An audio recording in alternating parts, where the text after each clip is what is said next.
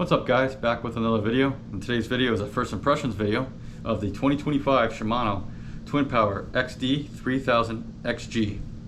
I've had it for about 2 months now, and I figured it was time to do a video for you guys. So I'm going to run down some specs for you real quick. Nothing crazy, nothing too in detail about it. Plenty of videos online. If you want more in-depth information on the specs, have at it on YouTube. So some of the specs on this reel is the gear ratio is a 6:4 to 1. It's got 20 pounds of drag. The weight of this reel is 7.1 ounces, so it's extremely lightweight. I threw this for 8 to 12 hours a day.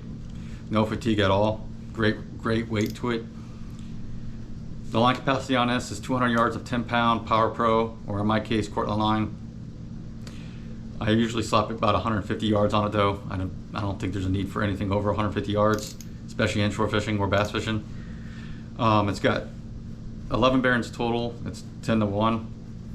The price of this reel in the States is $469.99 plus your taxes and your shipping. So you're closer to probably a $500 price point once it's all said and done, give or take. But the making of this video, in Japan you can get this flat out for $355, and it takes about 3 days to get to your house, depending when you order it, but 3 days for me. So $355 versus almost $500, you're saving like 145 bucks. This is why I buy my Shimanos from Japan. This reel falls into the Magnum Light series reels, so it falls in the line with the Sustain and the Vanford. It's got the MGL rotor, which is made from the CI4 Plus material, so it gives you that really smooth and easy start inertia on the rotor, which I absolutely love, especially when it comes late fall, winter, late winter, fish are sluggish. You can still slow this down and still finesse fish with it perfectly fine. Also comes with X-Protect. X-Protect is designed to help prevent water from getting inside your reel from your normal everyday fishing. It's not meant to be dunked, like sunk for like minutes at a time. Like if it's a quick dunk, you're fine. Splashing, you're fine. But everyday normal usage, that's where X-Protect really shines, keeps the water from getting in. It also comes with my favorite part of the reel is, and it's kind of crazy because it's a small piece, is the anti-twist fin.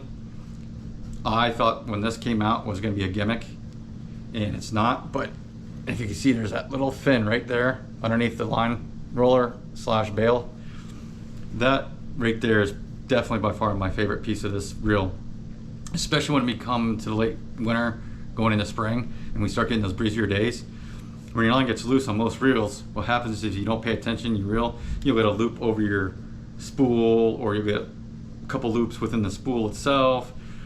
And when you go to cast, you get that crazy wind knot. Well, with this fin, what happens is it keeps, even at a looser tension, it keeps the line taut to the line roller. So when you go to reel, you're not gonna have any of those loop issues anymore. And that's why it's my favorite spec of this reel.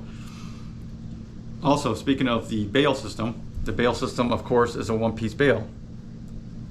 It's been on like that for a couple years, but again, it's a small spec, but I like it. If anyone knows about reels under the $200 price point, which would be the Altigra, Sedona, Sahara, stuff like that, most of them are 2 pieces, and they're usually within this area here.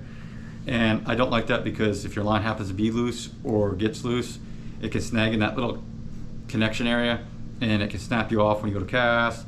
It can rub your line raw to where if you hook a big red or a snook, it takes off, it could pop the line. So the one-piece bail is the way to go for me, and it's one of my favorite, one of my second favorite behind the anti-twist fin specs on this reel, and most reels nowadays, especially Shimano. Then you have the long stroke spool, which gives you that 10% increase in height, which gives you a better line lay, better casting, and smoother casting. Not sure about the distance part of it, but definitely smoother casting for sure, 100 without a doubt. Then you have the silent drive. The silent drive just helps keep everything nice and silent, keeps the vibration down inside your reel. This way you don't have like the clunky noises like you hear with the lower end reels again, like the Sedona, the Sahara, the Altigra. You get that really weird, noisy, clicky sound sometimes with those reels, but the silent drive actually helps prevent that on these reels. Then you have my third favorite part of the reel, which is the Duracross drag washers. It's my favorite part, but I'm still on the fence about it. So, and I'll explain why here in a second. But the Duracross drag washers is a cross between felt washers and carbon fiber washers. So you get the smoothness of the felt, but you get the durability and longevity of the carbon fiber. And the reason I'm still 50-50 on this is because I normally switch my reels out to all carbon, just because they last forever. I have reels 4 or 5 years old, and they're still the original carbon fiber washers I put in there, and still going strong. So I'm gonna keep these ones in here. I'm gonna beat the crap out of it and go from there. See if I can make them explode, see if I can make them fuzz or fall apart inside the reel. And I'll update on my actual full review of this reel. But until then, I'm gonna keep that one to myself and just say it's 50-50. Now we have the Agani body, which Shimano's metal, which I believe is aluminum. Correct me if I'm wrong in the comments. Either which way, it's a metal. It's better than the CI4 material. I feel like you can put more heat on the fish, more longevity with the reel. It's just an overall great material. You don't get the flexing like you see with Daiwa's LT models. You know, once you hook a 3-pound bass on an LT Daiwa reel, the frame flexes on it. It's unbelievable. And yes, it is the LT models through Daiwa, Ballistic, Fugo, and a few others. I own those 2 reels, so I know they do flex on 3-pound bass. But this won't do it because it's metal. Super duper excited about that part. Then it's got the X-Ship, which is great because what that does, it's great for the reel, for the durability and stability of the reel, and just keeps everything nice and tight inside, so like the gear don't flex and don't get stressed out while fighting a big red or a big snook. And it just, again, longevity and durability of the reel. Then you got the Agani gear, which the Agani gear, if I remember, is stamped, forged aluminum, if I remember correctly. Again, correct me if I'm wrong, but it's a well-known gear in the fishing industry. It's been around for a couple years now for sure. I've had no problems with the gear at all. The teeth in the gear as well, that's another thing about it, because it's a combination there. You don't have to worry about the teeth dulling down or get worn out. And sometimes when you get a wore out reel, you'll know it, because you'll reel it and all of a sudden you get a click. It's usually a broken tooth, but you won't have that issue with the gear in this. Absolutely wonderful. But that's just my small list of specs and little information about the reel for you. As far as the on water goes, this thing performed beautifully. I got redfish up to 24 inches, trout up to 22 inches, and snook up to 29 inches, as well as a bonus jewfish. Is about 17-18 pounds on this 3000 reel. Handled everything beautifully. I had no bogging down, no sticky drag, no flexing, no issues with the handle, feeling like it's flexing or bending out or anything like that. Just absolutely just handled all those fish perfect. I can't wait to get some bigger reds and bigger snook here in the fall with this thing. This thing's gonna be awesome.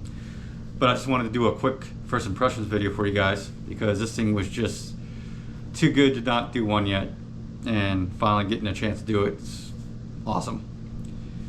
One more thing before I take off. I do have this reel paired with a 2025 Bull Bay Sniper Elite 7.6 6-12 medium fast rod. I do have a short video of that, and I'll link it in the description for you so you can take a look at it as a combo all together. Highly recommend both. I'll do a review on the rod here shortly as well.